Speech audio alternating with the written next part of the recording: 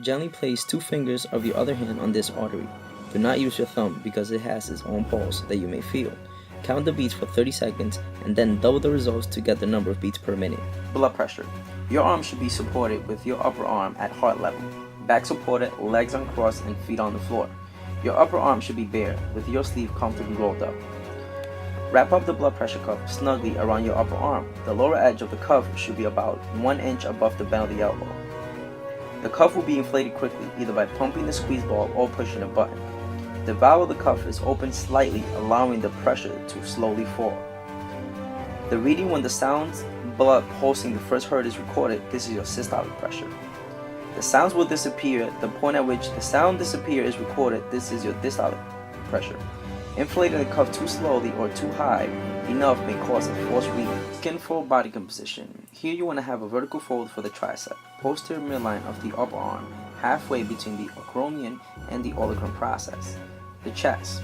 Here you want to have a diagonal fold, 1/2 the distance between the anterior axillary line and the nipple. The next is the thighs. Vertical fold, anterior midline of the thigh, midway between the proximal border of the patella and the inguinal crease.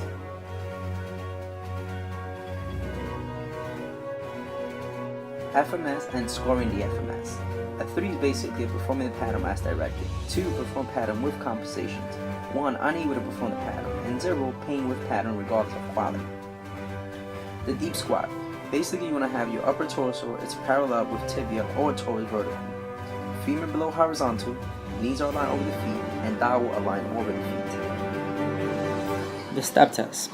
The athlete steps up and down on the platform at a given rate for a certain time or into exhaustion. Heart rate may be recorded during the test and or for some period of time.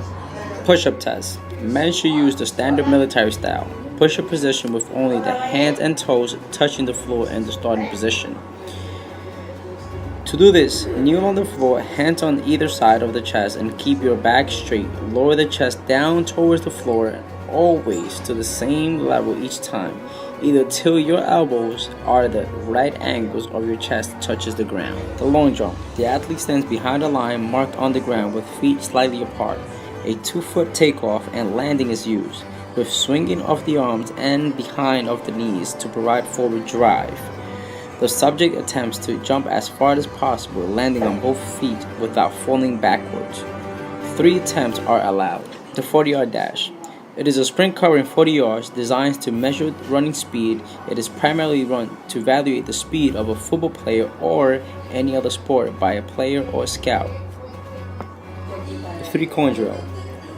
The 3 marker cones are placed on the form of an L, with cones at the corner and at each end, 5 yards apart. The player starts by getting down in a 3-point stance next to cone 1. On the man runs to cone 2, bends down and touches the line with right hand. Then he turns and runs back to cone 1, bends down and touches that line with right hand. Then he runs back to cone 2 and then round outside of it, weaves inside cone 3, then around the outside of cone 3 and 2 before finishing at cone 1.